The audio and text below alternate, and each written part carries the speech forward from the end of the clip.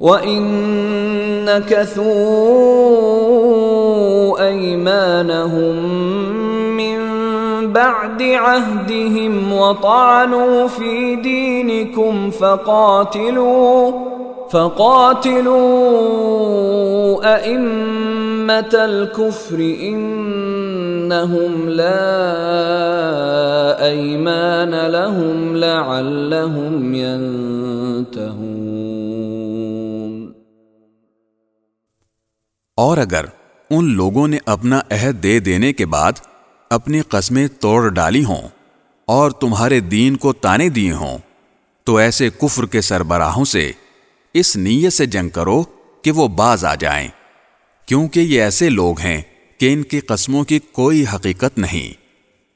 أَلَا تُقَاتِلُونَ قَوْمًا نَكَثُوا أَيْمَانَهُمْ وَهَمُّوا بِإِخْرَاجِ الرَّسُولِ وَهُمْ بَدَأُوكُمْ أَوَّلَ مَرَّةٍ أَتَخْشَوْنَهُمْ فَاللَّهُ أَحَقُّ أَن تَخْشَوْهُ إِن كُنتُم مُّؤْمِنِينَ۔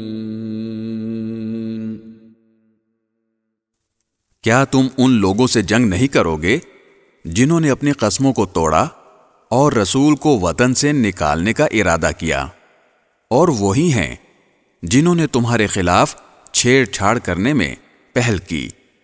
کیا تم ان سے ڈرتے ہو؟